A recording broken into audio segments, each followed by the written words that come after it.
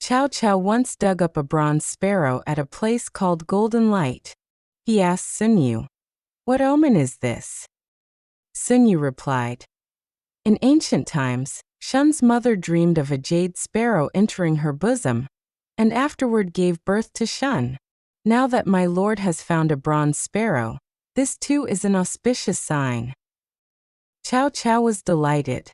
He immediately ordered the construction of a tall terrace to celebrate. Workers cut trees, fired tiles, and shaped bricks. Over the Zhang River, they built the bronze sparrow terrace, which was finished in about a year. Cao Cao's younger son, Cao Ji, suggested, "If we build such terraces, better to make 3. The central and tallest named Bronze Sparrow, one on the left named Jade Dragon, and one on the right named Golden Phoenix, with 2 flying bridges linking them. The sight would be magnificent." Cao Cao laughed heartily. "Excellent. My son speaks well. Once the terraces are complete, I shall enjoy my later years there." Cao Cao had 5 sons, but Cao Ji was the most gifted in wit and talent, and he was Cao Cao's favorite. Cao Cao left Cao Ji and Cao Pai and Yi to supervise the construction, appointed Zhang Yan to guard the northern camp, and then led more than 500,000 of Yuan Shao's surrendered soldiers back to Xuchang. He generously rewarded his meritorious officers, posthumously enfeoffed Guo Jia as Marquis Zhen, and raised his son Guo Yi in his own household. Later, he called his advisors to discuss launching a southern campaign against Liu Bei. Sun Yu cautioned, "The army has just returned from the north. It is unwise to march again so soon. Better to rest for half a year, gather strength, and then attack Liu Bei and Sun Quan in one stroke." Cao Cao accepted the advice and sent his men to garrison farmlands for future supplies. At this time Liu Bei was in Jingzhou, where Liu Bei treated him with great courtesy. One day, while they were drinking, news arrived that 2 surrendered generals, Zhang Wu and Chen Sun, were plundering the people in Jiangxia and plotting rebellion. Liu Bei exclaimed, "Those rebels again! This is a grave trouble." Liu Bei immediately said, "Elder brother, do not worry. Allow me to take troops and pacify them." Overjoyed, Liu Bei gave him 30,000 soldiers. Liu Bei marched straight to Jiangxia and soon arrived. Zhang Wu and Chen Sun brought troops to resist. Liu Bei, with Guan Yu, Zhang Fei, and Zhao Yun, lined up and advanced. Liu Bei noticed the fine horse Zhang Wu was riding, praising, "That must be a peerless steed." Zhao Yun charged forward, clashing with Zhang Wu. After only 3 bouts, Zhao Yun speared Zhang Wu from his saddle and seized the horse. Chen Sun rushed to retrieve it, but Zhang Fei pierced him dead with a spear. The rebel army collapsed. Liu Bei incorporated the remnants and pacified the counties of Jiangxia. Liu Bei personally welcomed him back and held a banquet in his honor, sighing, "With a hero like you, Jingzhou has a pillar to lean on." Yet the troubles from the south, from Zhang Lu, and from Sun Quan still cause unease. Liu Bei replied, "I have 3 generals to guard against them. Let Zhang Fei hold the southern frontier, Guan Yu defend Guzi against Zhang Lu, and Zhao Yun garrison the 3 rivers against Sun Quan. With this, there will be no more worries." Liu Bei rejoiced and wanted to carry it out. But Kai Mao whispered to his elder sister, Lady Kai, "If Liu Bei sends his 3 generals out while he himself remains in Jingzhou, over time he will surely become a hidden danger." Lady Kai then told Liu Bei at night, "The people of Jingzhou mix much with Liu Bei. If he stays here long, he will surely cause future trouble. Better send him elsewhere." Though Liu Bei admired Liu Bei's virtue, doubts began to stir. The next day Liu Bei saw the steed Liu Bei rode and admired it.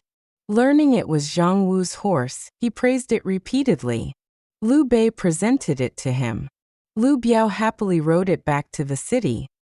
Seeing this, Kuai Yu warned, "This horse is named Di Lu. It has tear grooves and a white mark on its forehead. The old horse books say that anyone who rides it will bring misfortune to its master. Zhang Wu died because of it. My lord must not ride it." Alarmed, Liu Bei returned the horse the next day to Liu Bei, saying, "You have stayed long in the city and may neglect your martial skills. Better go to Xinya to station troops." Liu Bei accepted and departed. On the way, advisor E.G. blocked his horse and urged, "This horse is ill-omened. Do not ride it." Liu Bei laughed. "Life and death are fate. Can a horse decide a man's end?" E.G. was impressed and became close to Liu Bei. Upon arrival in Xinya, soldiers and people welcomed him warmly, and affairs were renewed. In the spring of Jianan year 12, Lady Gan gave birth to Lu Chan. That night a white crane perched on the roof of the county office, crying 40 times, and a strange fragrance filled the room. Lu Chan's childhood name was a doe. At that time, Cao Cao was campaigning north. Liu Bei urged Liu Bei, "Now that Cao Cao has marched north, Xuchang is empty. If we take Jingzhou troops to strike, we could accomplish great deeds." Liu Bei shook his head. "I am content holding Jingzhou. There is no need for more." Liu Bei fell silent. At banquets, Liu Bei often sighed but said nothing. Lady Kai, hidden behind a screen, was eavesdropping, making him unable to speak freely. That winter, when Cao Cao returned victorious from Lucheng, Liu Bei lamented that Liu Bei had missed his chance. Later, when they met again, Liu Bei admitted regret for not heeding the plan. Liu Bei comforted him. "Opportunities do not come only once. The future still holds chances." One night while drinking, Liu Bei wept and finally revealed his worry. His eldest son Lu Qi was virtuous but weak, while his younger son Lu Tsong was clever and lively.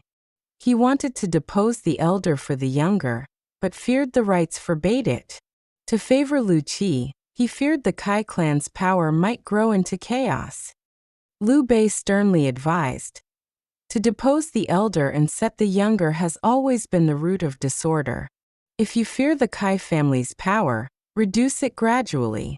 But do not enthrone the younger merely out of favor." Lady Kai heard everything from behind the screen and hated Liu Bei even more. Later, Liu Bei sighed that without battles, even the muscles in his thighs had grown back soft. Tears fell. Liu Bei consoled him.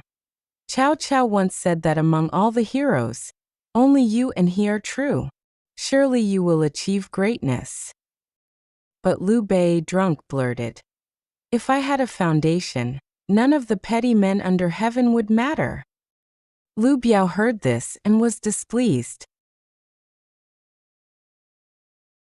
Lady Kai and Kai Mao plotted to kill Liu Bei. At night they sent soldiers to surround his quarters. Fortunately, E.G. learned of it and rushed to warn him. Liu Bei dared not bid farewell but fled by night to Xinya. Kai Mao struck empty, furious, and even wrote slanderous poems on the walls to frame him.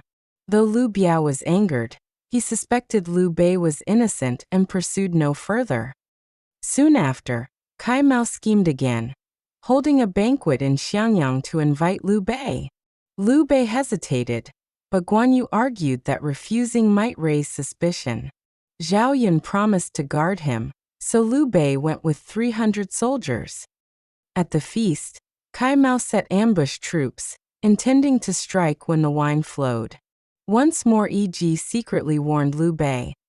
"Troops lie in wait at the east, south and north gates. Only the west gate is open." Startled, Liu Bei quickly mounted the horse Dilu, galloped through the garden, and dashed out the west gate. Kai Mao immediately led troops in pursuit. Liu Bei fled to Tan Stream, but saw the waters wide and swift, impossible to cross.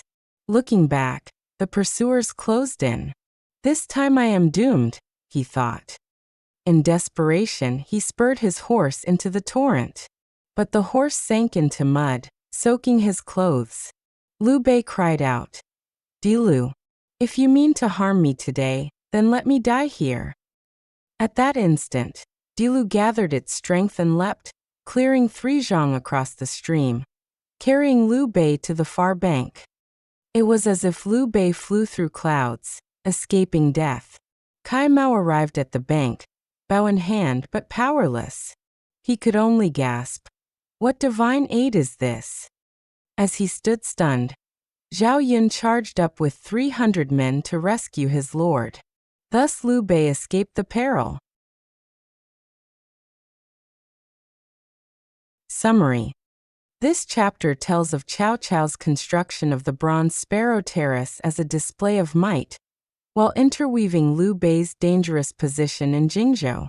Although Liu Bei earned Liu Biao's favor and merit by quelling rebellion, Lady Kai and Kai Mao resented him and plotted repeatedly to kill him.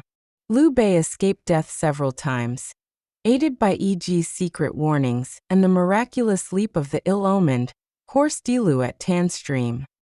It highlights Liu Bei's benevolence, his constant brushes with peril, and his destined survival, while also showing Liu Biao's indecision and the Kai clan's jealousy and power, foreshadowing the turmoil to come in Jingzhou. Knowledge points. 1. In Romance of the Three Kingdoms, the horse Dilu is labeled as ill-fated for its master, yet at Tan Stream it saves Liu Bei's life, elevating it into a divine steed. In the historical records of the Three Kingdoms, Liu Bei indeed had a horse named Dilu, but the dramatic leap at Tan Stream is not recorded. This is a later embellishment. 2. In the novel, Kai Mao and Lady Kai repeatedly scheme to murder Liu Bei with ambushes and banquet traps for dramatic effect. Historically, Kai Mao was simply an important Jingzhou general who later surrendered with Liu Cong to Cao Cao. No records mention attempts to assassinate Liu Bei.